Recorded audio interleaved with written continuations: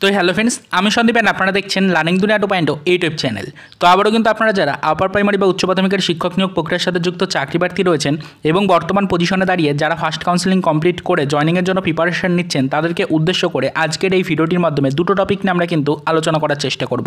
At first যে টপিকটা রয়েছে সেটা কিন্তু আমাদের মেন টপিক, সেটাই হচ্ছে যে আবারও তো আপার প্রাইমারির সকলেই জানেন যে ম্যাথ কেসটা কতটা গুরুত্বপূর্ণ। ম্যাথ কেসের অলরেডি কিন্তু ফ্রেন্ডস আমাদের জাস্টিসের জন্য রিজার্ভ পর্যায়ে চলে গেছে।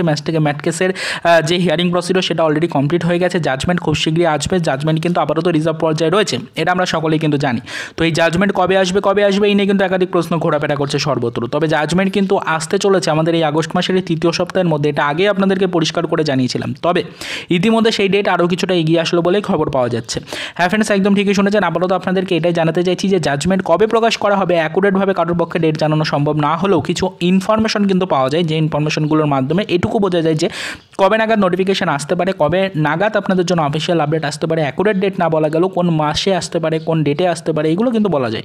তো এটা আপনাদেরকে বলতে চাইছি যে আপাতত যে খবরটা পাওয়া গেছিলো যে আমাদের আগস্ট মাসের এই তৃতীয় সপ্তাহের মধ্যেই কিন্তু আপনাদের জন্য সরাসরিভাবে জাজমেন্ট প্রকাশ করা হবে কলকাতা হাইকোর্টের অ্যাপিলেট সাইট থেকে। তো সেই বিষয়টা আরও কিছুটা কিন্তু পূর্ণতা পেলেও ইতিমধ্যে জানা যাচ্ছে যে সরাসরিভাবে কিন্তু যে আপডেটটা উঠে আসে সেটা হচ্ছে যে তৃতীয় সপ্তাহ পর্যন্ত আপনাদের কিন্তু ওয়েট করতে হবে না। দ্বিতীয় সপ্তাহের মধ্যেই কিন্তু কাজ হয়ে যাবে। দ্বিতীয় সপ্তাহের মধ্যেই কিন্তু ফ্রেন্ডস আপনাদের জন্য সরাসরিভাবে জাজমেন্ট চলে আসার একটা সম্ভাবনা রয়েছে। দ্বিতীয় সপ্তাহ কিন্তু পার হবে না, এটুকুই কিন্তু ফ্রেন্ডস কনফার্মেশন পাওয়া যাচ্ছে এই মুহূর্তে দাঁড়িয়ে।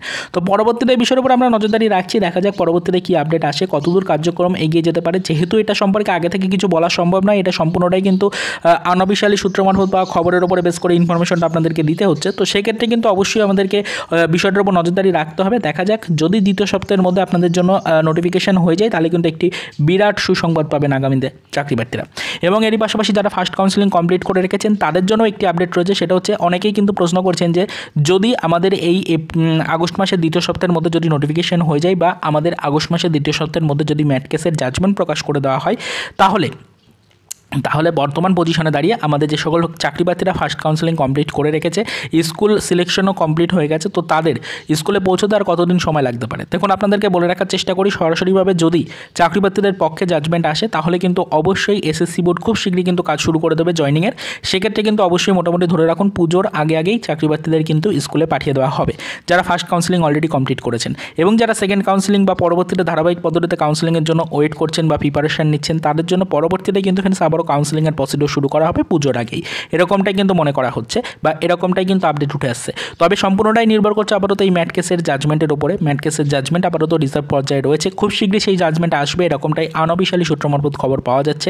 তবে বারবার করে আপনাদেরকে বলেছি যে সম্পূর্ণ আপডেটটাই কিন্তু ফ্রেন্ডস আপাতত আনঅফিশিয়াল সূত্র মারফত পাওয়া খবর। তার কারণ কবে জাজমেন্ট আসবে কবে না আসবে সেটা কিন্তু আগে থেকে কারোর পক্ষে বলা সম্ভব নয়, সেটা সম্পূর্ণটাই বিচারপতিদের হাতে থাকে। তো বিচারপতিরা আগে থেকে বিষয়টা কিন্তু ক্লিয়ার করে না, সম্পূর্ণটাই কিন্তু ফ্রেন্ডস তাদের জাজমেন্ট তৈরির উপরে নির্ভর করছে। আপাতত কিন্তু জাজমেন্ট তৈরি কবে কমপ্লিট হবে সেটাই কিন্তু মেন ফোকাসে থাকতে হবে।